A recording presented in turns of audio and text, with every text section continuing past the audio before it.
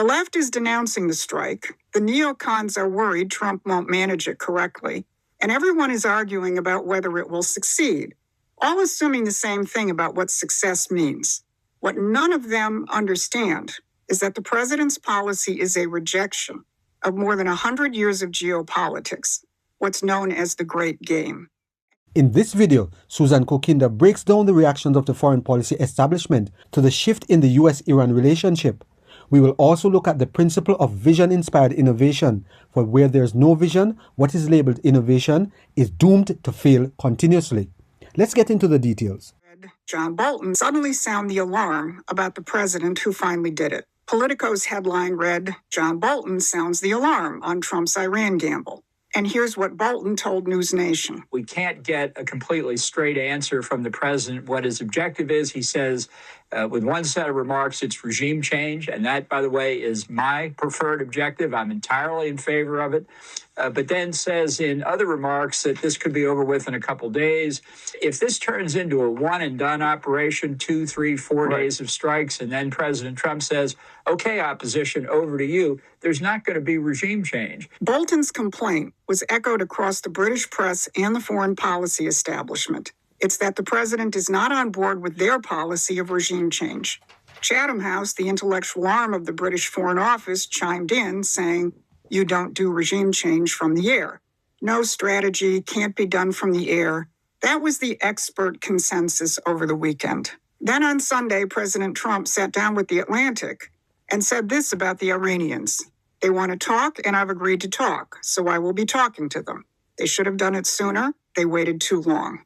Iran's new leadership called Washington, not London, and Trump answered. Now, the left is denouncing the strike. The neocons are worried Trump won't manage it correctly, and everyone is arguing about whether it will succeed, all assuming the same thing about what success means. What none of them understand is that the president's policy is a rejection of more than 100 years of geopolitics, what's known as the Great Game.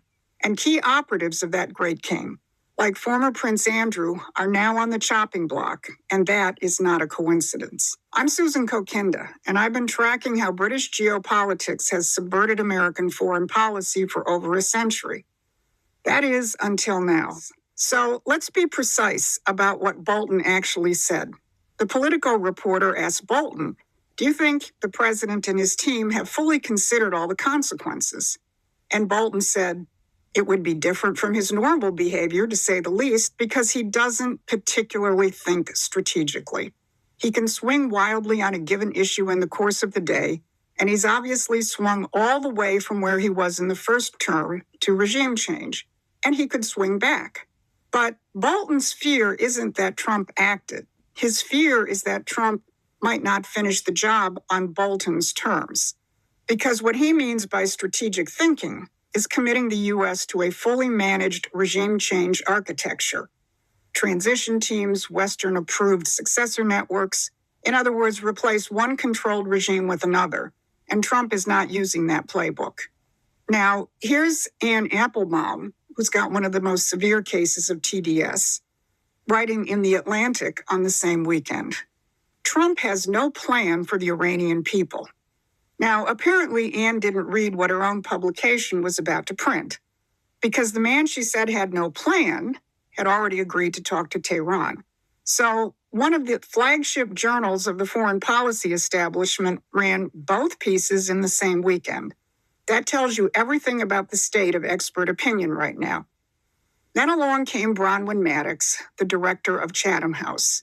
"You don't do regime change from the air." Chatham House has enthusiastically justified every regime change, from Libya, Syria, Iraq to Ukraine, never once worrying about whether it could be done from the air. Their concern isn't that regime change will fail. Their concern is that it's being done without them, without their opposition networks and their transition governments. Bolton, Applebaum, Chatham House, they're all standing outside the room, and they can't even find the door. The old players are gone. The Bolton regime change architecture doesn't apply to a leadership that wasn't part of the old game. Iran's new leadership is calling Washington because Washington is the only party that actually changed anything.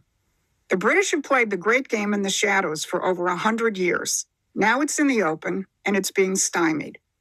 While people like former National Security Advisor John Bolton and Applebaum, Chatham House, and other neocons push for regime change, President Trump formulated a new strategy, breaking away from the traditional great game geopolitics. Trump's new strategy is not to throw out the entire regime, but to get people from the regime who are willing to work with America in order to help Iran become a safe and prosperous nation that can be trusted. This would let Iran move away from being an enemy of the West and let the Iranian people live in a free society again. Trump's bold move has had the neocons wondering if he's crazy. They have not learned from previous wars, but President Trump has. That's the reason why he's getting results from what he's doing with Venezuela and also what seems to be happening in Cuba. Any innovation in the geopolitical space has associated risks. But what is the end game when the great game has consistently failed? That's where vision-inspired innovation comes into the picture.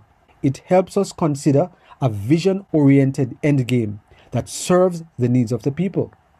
The world needs leaders who are able to think out of the box and come up with innovative ideas that will eventually make the world a safer and more prosperous place to live in.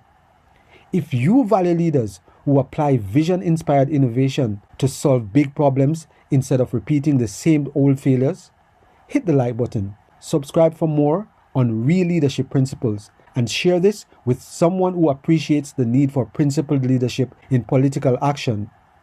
Let's support more of this kind of bold thinking out there. If you have benefited in any way from this video, please subscribe, like, share, and be sure to leave us a comment.